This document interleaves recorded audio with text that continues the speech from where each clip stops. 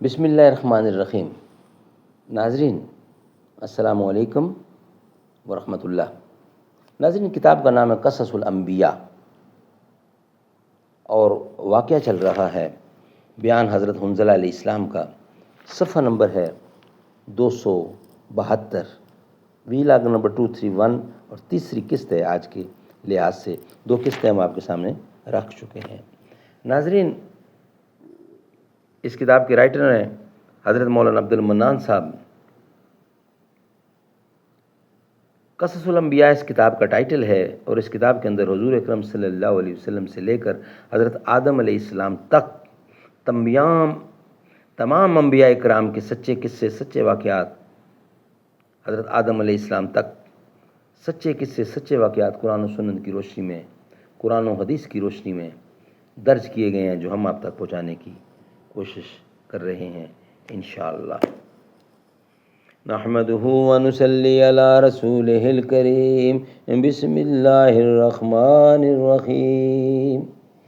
عشق تیری انتہا، عشق میری انتہا، تو بھی ابھی ناتمام، میں بھی ابھی ناتمام۔ جب عشق سکھاتا ہے آداب خود آگاہی، کھلتے ہیں غلاموں پر اسرار شہنشاہی۔ ظاہر کی آنکھ سے نہ تماشا کرے کوئی، ہو دیکھنا تو دیدہ دل وا کرے کوئی، ہو دیکھنا تو دیدہ دل وا کرے کوئی۔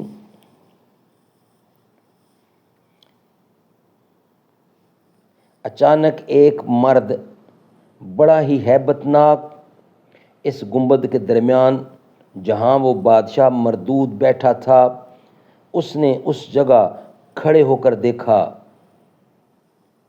مارے ڈر کے ایک دم چونک پڑا، اور ایسا معلوم ہوتا تھا کہ ابھی اس کی جان کف سے انصری سے پرواز کر جائے گی۔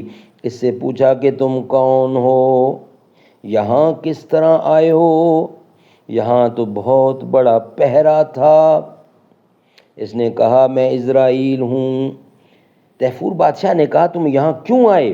وہ بولے میں تیری جان قبض کرنے کو آیا ہوں۔ بادشاہ طیفور بولا آج تو مجھ کو ذرا مہلت دو، کل جو چاہو سو کرنا۔ تب ملک الموت چلے گئے، کیونکہ زندگی بادشاہ طیفور کی 1 دن اور باقی تھی۔ پس ملک الموت کے جانے کے بعد وہ مردود وہاں سے نکل کر ان غلاموں کو جو گردا گرد اس برجوں میں چوکیدار تھے مارنے لگا، کیوں تم نے اسرائیل کو یہاں آنے دیا؟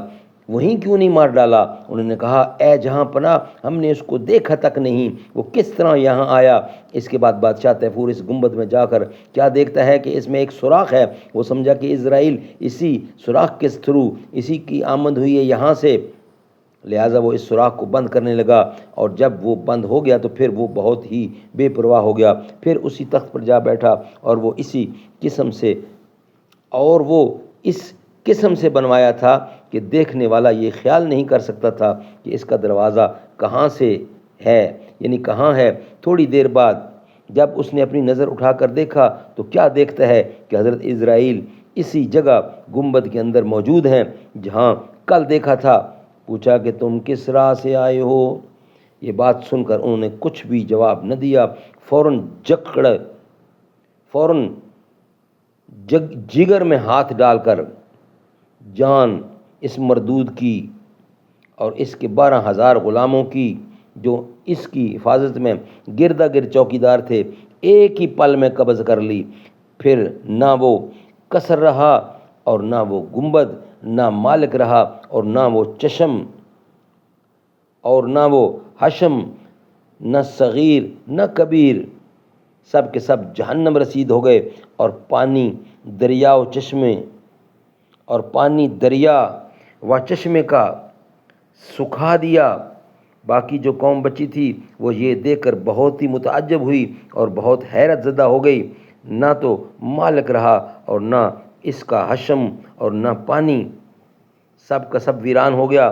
پس جو باقی بچے ان لوگوں نے حضرت حنظلہ ان لوگوں سے حضرت حنظلہ نے کہا اگر تم خدا پر ایمان لاؤ گے اور میری رسالت کا اقرار کرو گے تب تو تم اس عذاب سے نجات حاصل کر سکتے ہو، ورنہ کسی طرح بچ نہیں سکتے۔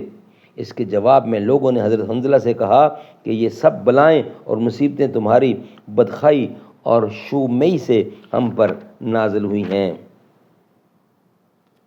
اگر تم ہم میں سے نہ ہوتے تو یہ مصیبتیں ہم پر کبھی نہ آتیں۔ یہ کہہ کر وہ حضرت حنظلہ پر دست درازی کرنا چاہتے تھے کہ اتفاق سے حضرت حنظلہ علیہ السلام ان کے بیچ سے نکل گئے۔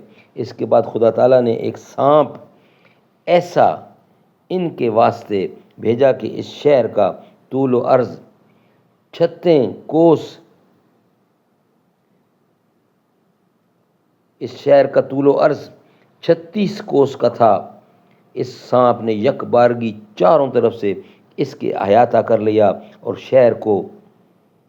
شہد کو دبانا شروع کیا تاکہ مقامات ان پر تنگ ہو جائیں۔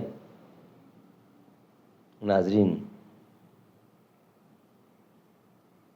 یہ ویلاگ ہم یہاں ہی کمپلیٹ کر رہے ہیں، بقیہ حصہ انشاءاللہ نیکسٹ ویلاگ کی صورت میں ہم آپ کے سامنے رکھیں گے۔ وہاں کا روضہ انور بڑی ہی شان والا ہے، جہاں پر آقائے مدنی کے دونوں یار رہتے ہیں۔ جو کالا ناگ ڈنگ مارے ہٹائیں نہ جو ایڑی کو، نبی کے ساتھ روزے میں وہ پہرے دار رہتے ہیں۔ مدینہ ہے جہاں پر سید ابرار رہتے ہیں۔